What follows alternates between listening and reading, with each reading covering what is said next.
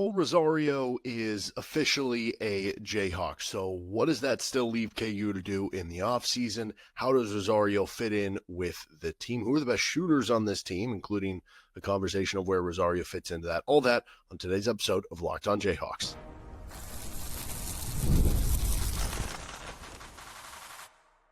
You are Locked On Jayhawks, your daily podcast on the Kansas Jayhawks. Part of the Locked On Podcast Network, your team every day. What's going on, everybody? Derek Johnson here. This is Locked On Jayhawks. Thanks for making it your first listen every day. Thank you to everydayers catching each and every episode of the show, including days where we have multiple episodes like yesterday, Kohl Rosario committing to KU. We are free and available wherever you get your podcast, and you can also find us on YouTube, where you can like and subscribe to the show. On today's edition of LOJ, we're talking more about Kohl Rosario committing to KU, how it affects the rest of the offseason, what does KU do with their final 2 scholarship openings at this point in time, what's even left out there for them to do, what are they targeting, and we'll also get into a conversation of who are the shooters on this team, who are the best shooters, where does Rosario fit into that for this upcoming Kansas team, also some latest news to finish things off at the end. This episode is brought to you by Monarch Money. Take control of your finances with Monarch Money. Use code LOCKEDONCOLLEGE at monarchmoney.com for 50%. That's half off your first year with Monarch Money. Okay, so Kohl Rosario is officially a Jayhawk, and thank you to everydayers if you already caught our episode breaking down Kohl Rosario committing to Kansas and reclassifying. And if you're also an everydayer who caught the episode of the Kohl Rosario deep dive from a week or two ago, whenever we did that here on the show. But how does this affect the rest of the roster moving forward, right? Those episodes we're talking maybe more about, what exactly Rosario is bringing to the table and his scouting report, his game. Basically, the summarization of that is he's a young wing, 6'5". And one of the things that really stood out to me, I guess I should add this now, Bill Self gave a quote in the press release about him signing with the team, saying he's one of the hardest workers we ever recruited. So like he's a potential, I guess, 3-and-D type guard wing who's really athletic, good in transition, and he works really hard. Seems like that could be somebody who makes an impact down the road, if not right away for Kansas. But where do they still have to go? Because they still do have 2 scholarships available at this point. They have 12 scholarship players at this point in time. And, now with the 15 scholarship limit, obviously they're taking one away because of the self-imposed sanctions. You are at 14 of what you could possibly have, right? So that leaves you 2 openings at this point in time if you were Kansas. So it's pretty obvious you still need a backup big man, right? You look at the roster, and it's like Flory Badunga, Bryson Tiller, who is coming off an injury in which he hasn't played, 5-on-5 real game basketball in over a year by the time that the school year starts, right? And then you have your third center, like if you got into a pinch, like, Flory's in foul trouble and Bryson Tiller, is in foul trouble too or whatever, like, it would be Smeece Calderon, who, sure, he's 6'8" and he has like a 7-foot wingspan, but Smeece Calderon he's a wing. So you need another big man. You have to get another big in there. You have to get another body. You have to get somebody. I mean, ideally, you want to get somebody who is the number 2 backup big man. Now, in an ideal world, Bryson Tiller looks like a top 20 recruit right away. The injury stuff and lack of playing basketball recently doesn't bother him. And he's so good that it's like, you have to play him even over, somebody that you bring in. That wouldn't be the worst thing in the world because then you're earning it at that point. But it also just strengthens your bench even more. But ideally, you want to bring in a backup big man that you feel confident playing, 10, 12, 15 minutes per night. Because I don't view Flory as being your starting big man, as being somebody who's going to be like Hunter, who's going to give you 30, 32 minutes per night necessarily, right? I don't view him in that same vein.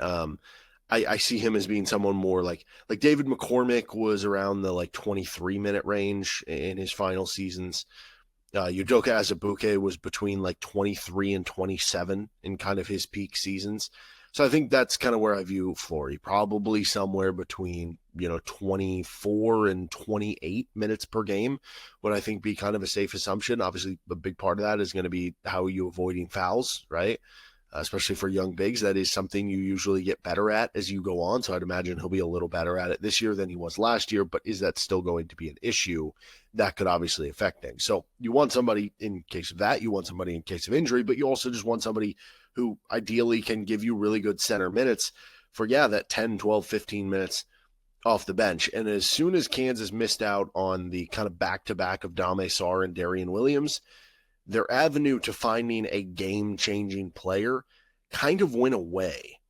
So at that point, your pivot, your strategy becomes, can we maximize our backup center as good as possible to where no matter to where we feel like we have the best backup center in the conference or in the country, to where you feel like you're winning minutes no matter who is out there at center to kind of make up for not having that, maybe game-changing wing that you could add to the roster. So you definitely need another backup big man at this point in time. I think the looming question, that seems like an obvious one for what you do with one of those two scholarships. The big question is what you do with the second scholarship. Do you even use the second scholarship if you're Kansas? I've kind of toiled around with the idea that, okay, you're so late in the game at this point. Do you even fill all three? Because you'd still be going in, if you only fill one of the final two at this point, you'd still be going into the season with 13 scholarship players. And the fact that the walk-ons were grandfathered in to where now you have bodies for practice, it's not going to be the end of the world if you don't get that. Now, in my ideal scenario, I would still bring on another player. Why not bring on another body? And ideally, honestly, I'd probably bring on another big. Now, I love me some John Buggs, right? If you want to go out and get him as a knockdown three-point shooter just to add even more, sure, I'm all aboard because I love that. But it doesn't feel like that's really been linked. It feels like the guys that KU has still been linked with are more international bigs, right? It's Paul Mbiya, it's Ege Demir, it's Kerem Konan, and maybe that's what it comes down to. Maybe you get the one that's easiest to bring over eligibility-wise. And then from there, it's just, okay, we're either going to leave the spot open and we're going to leave the spot open in hopes that we can get this other good player that we want eligible. And if we can't get him eligible, we'll just go into the season with the open spot. It could be that. It could also be something where in theory, does not using that roster spot, right? Where if you're saying, okay, we have two scholarships open, but we're only going to use one, does that allow you to pour a little bit more money into that final spot as opposed to splitting it over two? Or does not using money on two scholarships as opposed to one, does that allow you to carry over a little bit of a fund in the next year's team to where, it's almost like in the NFL, they have some sort of salary cap rule where it's like, let's say you saved, you were $10 million under the cap this season. You get to carry some of that over into the next season. Would you be able to carry some of that over? It's a little bit different in this scenario because it's not just sitting in a fund, I don't think. It's coming from donors.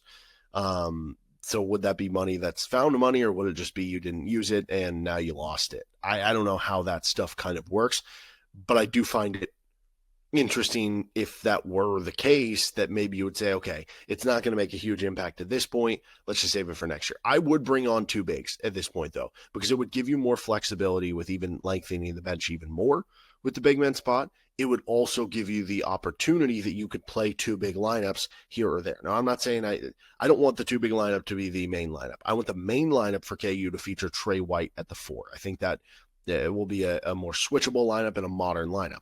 But if you want to throw out a two big lineup for, 5, 10, 15 minutes in a given game, I'm all aboard that. And as long as you have the right personnel, obviously. But let's say you add a backup big. If your big men situation is only that new big that you're bringing in, Bryson Tiller and Floyd Badunga, you don't really have the big man depth to play much two big basketball. So from that standpoint, that's why I would be adding, even two at this point in time. But again, if the money doesn't work out, what if you just don't have the funds to bring in those two game changers? At that point, maybe it does make more sense just to pile in on one guy or carry that over to kind of the following season. But it does seem like among those options right now, it feels like Paul Mbiya is kind of the guy that's drawing the most attention with KU. And maybe that just has to do with the fact that Mbiya feels like the most obvious to get eligible because he might have already gotten eligible. The fact that he had already signed a national letter of intent with NC State, whereas you go look at Konan, I don't know that he's gone through the process yet. And then when you look at Demir, he was previously ineligible from getting into UCLA, and it's been a couple of years since then, but you wonder if that would be something that would stop them. Either way, though, there are good options. Whether you're going to go for one, you're going to go for two, specifically for the international big route. And it's good that Kansas wrapped up the guard wing route with Rosario because there just are more of the options available to you still at the center position. All right, who's the best shooter on the team? Is Kohl Rosario that guy for Kansas? Where does he slot in? And how many good shooters would you say are on this Kansas team? We'll discuss that next. This episode of Locked On Jayhawks is brought to you by Rugiet. And you can get 15% off today with Rugiet. You've probably heard of Viagra or Cialis. Maybe you've even tried them. But if you're looking for something beyond the usual pill, it's time to meet Rugiet Ready. Rugiet Ready is a next-gen prescription treatment designed to amplify arousal in the brain and boost blood flow. Unlike the usual pills that can take hours, Rugiet's 3-in-1 formula dissolves under your tongue and kicks in fast, on average in 15 minutes. Effects can last up to 36 hours, so you can stay confident and in control when the moment is right. You can even read real customer reviews on their site. It's helping a lot of people feel more confident and present in the moment. Head to Rugiet.com/LockedOnCollege and use code LockedOnCollege to get 15% off today. That's Rugiet.com, Rugiet.com, LockedOnCollege, and use promo code LockedOnCollege for 15% off. Individual results may vary with prescription treatment. Compounded drugs are permitted to be prescribed under federal law, but are not FDA approved and do not undergo FDA safety, effectiveness, or manufacturing review. Please visit the Rugiet website for full safety information. Thanks for joining us on this episode of Locked On Jayhawks. You can find Locked On College Football or Locked On College Basketball for your second listen every day as well. Okay, who are the best shooters on this Kansas basketball team? Where does Kohl Rosario fit into that standpoint? I'm only going to do scholarship guys for the case of doing this. Also, this is just to be clear for this year, not down the road, because if this was down the road, if I was projecting what they could become, maybe certain guys would be higher, right? So let's count this down. I only really counted the guys that, again, scholarship players who I kind of think are going to be like in the rotation, or at least, I guess, have it. I don't know. That's not true, because I have somebody that I don't know that's going to be in the rotation. But I'm not putting Floyd Badunga on this list. It's just kind of pointless. I'm not putting Bryson Tiller on this list, even though he can actually shoot the three, but he's always been like a 20% three-point shooter, and I don't know how much Bill Self's going to want him to do that. So number one I have on the list would be Jaden Dawson. I think Jaden Dawson, to me, is the best three-point shooter on this team. You're looking at somebody who had good volume at Loyola Chicago the last couple of years, shot in the mid to upper 30% from three-point range, did it in a lot of variety in how he can get them off, and has been kind of the primary shooter for Loyola Chicago last year. So I have Dawson number one as the best three-point shooter on this team. I have Darren Peterson at number two, and that kind of is the wild card, because with freshmen, it doesn't always come around from the three-point shooting. Peterson, I think, is just this all-world player that's going to do everything well, though. But, I mean, you could convince me Peterson shoots 33% from three. You could convince me he shoots 40% from three. And neither of those would really shock me. So it wouldn't shock me if Peterson ends up being number one here. It wouldn't shock me if, honestly, Peterson was number four here. Number three on this list is Noah Shelby. And that's one where it's just like, this dude is a shooter. That is his calling card. Like, that is what he is known for. I don't know if he's going to be part of the rotation. I don't know if he's going to get many minutes.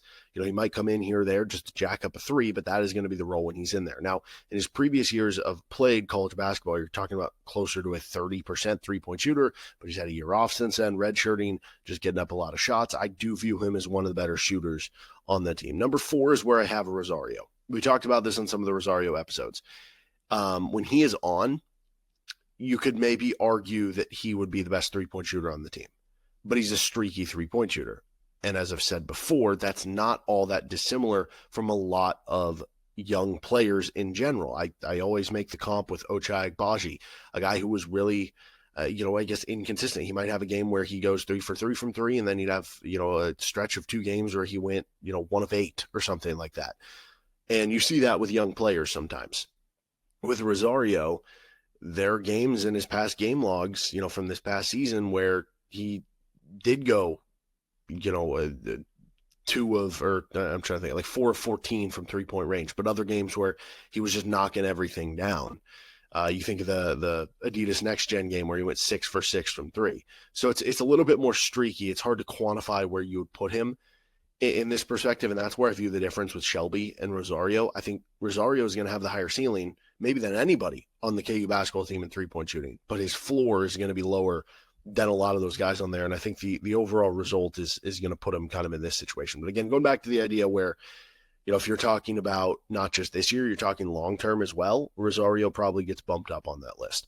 Number 5, I have Jamari McDowell. He shot in the high 20% in the year we saw him, but a redshirt year in between, probably got a lot of shots off. And for a guy whose specific role, if he's going to be part of the rotation, would be kind of a 3-and-D guard/wing, it kind of becomes important that you continue to work on the three-point shooting. There were moments when McDowell was playing as a true freshman where it was like, okay, that looks like a good shot. Like I think the Maui Invitational, I think he hit a 3 or 2 in the Maui Invitational when he got to play there, but it wasn't always consistent. Again, kind of a thing for freshmen. Number 6, I have Elmarko Jackson. I think you could flip-flop Elmarko and Jamari McDowell on this list. Like Elmarko was like 27% from 3 his freshman season, so it's not that far off. I just figured that, okay, with Elmarko, it's a more all-around game, more athleticism. Maybe with the injury, he wasn't able to work on the shot as much, though that would be something that you could do, just stand still and take shots, I would imagine, more than, like running and cutting. And then I have number 7 is Trey White. And I don't know how I'm ranking these, right? Because it's not just necessarily I could see Trey White finishing like 3rd on Kansas in three-point percentage. Because if he only averages 1.5 or 2 3-point attempts per game, what if he shoots 35%?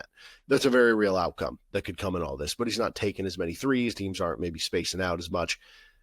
It's kind of a subjective thing. The big question I do have, though, is how many players on Kansas will shoot, let's say, 34% or better from 3, 35% or better from 3.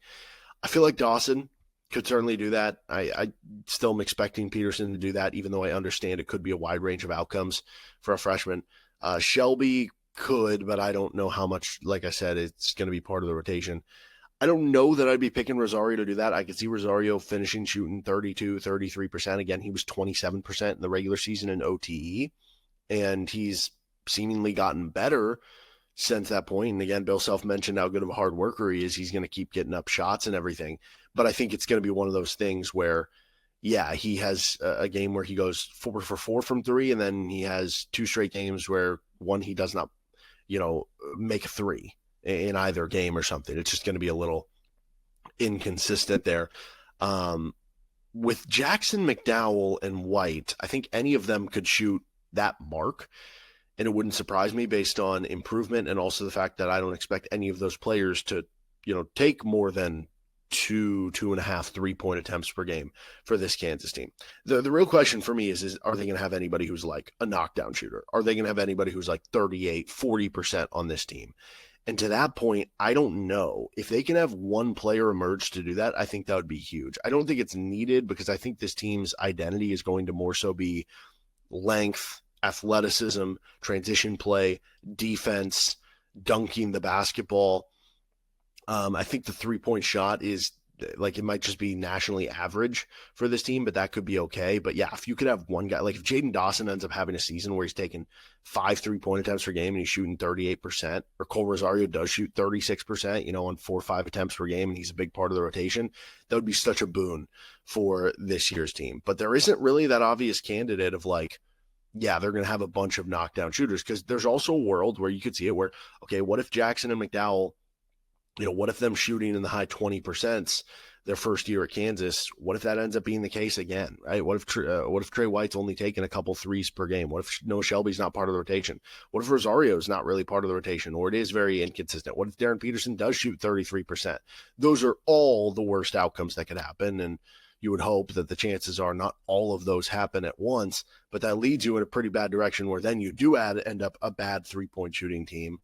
But then maybe you just end up in a situation where it's like, can you be Michigan State from last year? Can you be one of these St. John's from last year, teams who got 2 seeds in the NCAA tournament but were really bad 3-point shooting teams? Maybe you can just be a little bit better than what those teams were, but excel in some of the other things that can still win you basketball games.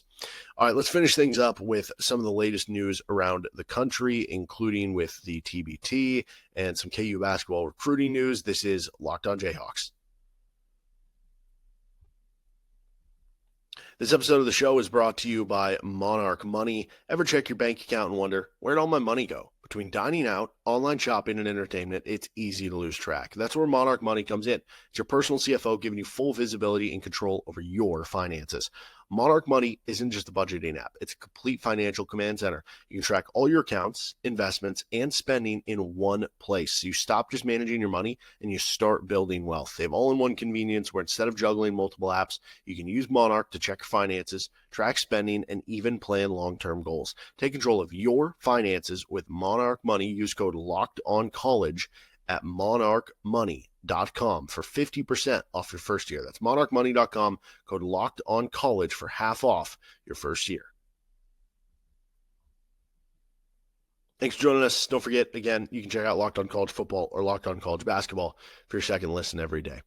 Okay, so Ethan Taylor, who is the, depending where you look, like number 1, number 2 center in the class of 2026. He's a local area kid, right? A Kansas City area kid, and has really kind of started to take off in the class of 2026 as well. Apparently grew up, him and his family have been KU fans. Now, that doesn't guarantee that you're going to get a kid, but it certainly doesn't hurt. It certainly helps to have that ability. And he's like a 7-foot center. And, you look at ahead to the 2026 roster. Okay, if Flory has as good of a year as I think everybody's hoping this season, maybe he's off to the NBA after this season. And we'll wait and see what, backup big man that they can add to the roster and how many years of eligibility that player would have, but they could be there. Bryson Tiller could be there for another season, but you're going to need more center depth. You're going to need more good players, and Ethan Taylor would certainly fit into that. So he was taking an unofficial visit to Kansas, which I think he's done that before, but maybe things get a little bit more serious now headed into the summer of your senior season of high school. KU women's basketball, we know KU men's basketball is going to be taking on Missouri this season in the T-Mobile Center. We know KU football is going to be starting their series with Missouri again, playing at Missouri in Columbia this year. Well, KU women's basketball is going to be taking on Missouri too in the women's basketball border showdown. That'll be at the T-Mobile Center. Can we call it the border war? Anyway, T-Mobile Center on November 15th. And then the last bit of news here is I don't know if it's going to officially go by JHX Hoops or if it's specifically written that way to sound like Jayhawks Hoops. I don't know.